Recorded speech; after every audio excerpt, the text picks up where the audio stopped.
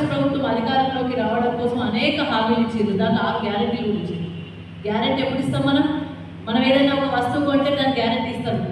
2 ఏళ్ళు గ్యారెంటీ, 3 ఏళ్ళు గ్యారెంటీ, 5 ఏళ్ళు గ్యారెంటీ. వీళ్ళు డిసెంబర్ 9కి గ్యారెంటీ ఇచ్చింది. డిసెంబర్ 9 మేము అధికారంలోకి రాగానే 6 గ్యారెంటీలు అమలు చేస్తామన్నారు. డిసెంబర్ 9 పోయి 22 నెలలు అవుతుంది. 22 నెలలకు వాళ్ళు గ్యారెంటీ కార్డు ఇచ్చిండ్రు. గ్యారెంటీ అయిపోయింది, రిపేర్ కూడా అయిపోయింది. రిప్లై చేయాల్సిన అవసరం లేదు, ప్రజలు రిప్లై చేస్తారు. ఈ గ్యారెంటీలు ఏంటంటే వాళ్ళు మహిళలకు మహాలక్ష్మి స్కీమ్ 2500 ఇస్తామన్నది ఇచ్చిందా? ఎక్కడ కూడా ఇప్పటి వరకు మహాలక్ష్మి స్కీమ్ కింద 2500 రూపాయలు ఇయ్యలేదు. గ్యారెంటీ ఇచ్చి గ్యారెంటీ కార్డు కొట్టించి ఇంటింటికి గ్యారెంటీ కార్డు పంచిండ్రు. మరి మేము బాకీ కార్డు పంచాల్సిందే కదా. వాళ్ళు గ్యారెంటీ కార్డు ఇచ్చి వాళ్ళు అమలు చేయనప్పుడు, నెరవేర్చినప్పుడు మరి వాళ్ళు బాకీ పడ్డంటే కదా.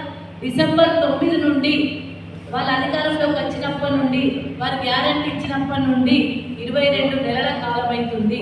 అంటే మహాలక్ష్మి స్కీమ్ కింద 2500 రూపాయలు ప్రతి నెల మా అక్క చెల్లెలకు అందుకుంటే దాదాపుగా 44,000 రూపాయలు, 55,000 రూపాయలు లెక్క పెట్టుండే.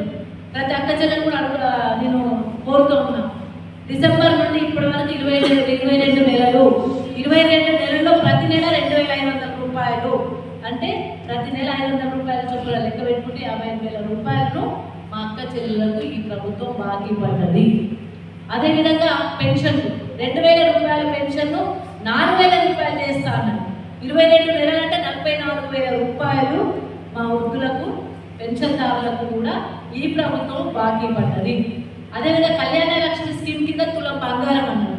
మా అక్క చెల్లెలు ఏదైతే వాళ్ళ బిడ్డల పెళ్లి చేసిండ్రో ఆ బిడ్డల పెళ్లికి కేసీఆర్ సార్ ఇచ్చినట్టు 1,00,000 రూపాయలు ఇచ్చిన తప్ప తులం బంగారం ఇయ్యాలి. వాళ్ళకు కూడా తులం బంగారం బాకీ పడ్డది.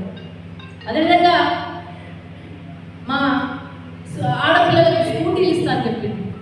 విద్యార్థులకు స్కూటీలు అన్నారు, అది కూడా బాకీ పడ్డది.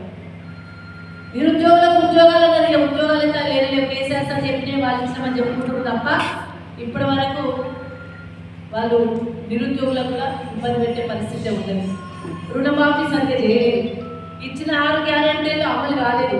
నిన్న మొన్న ఎంత అన్యాయం అంటే ఫ్రీ బస్ అని చెప్పిన మా అక్క చెల్లెలకు వాళ్ళకి బస్సులు పెంచలేదు, వాళ్ళని గౌరవించలేదు, ఓన్లీ ఫ్రీ బస్ అన్నారు. అయినా సరే మా అక్క చెల్లెలు సరే ఫ్రీ బస్కి అన్నారు, దాన్ని ఒప్పుకుంటాం. నిన్ననే సిటీలో ఛార్జెస్ పెంచింది. అంటే మొబైల్ అయితే బస్ ఛార్జెస్ కట్టాల్సింది. అంటే ఏమన్నట్టు కుర్చీ ఎత్తిస్తున్నారు, ఎటు సరే కూర్చుకుంటుంది. మళ్ళీ లోకల్ పార్టీస్ ఎన్నికలు కాబట్టి ఇక్కడ పెంచలే. రాబోయే కాలంలో గ్యారెంటీగా ఈ యొక్క బస్ ఛార్జీలు పెరుగుతాయి. మళ్ళీ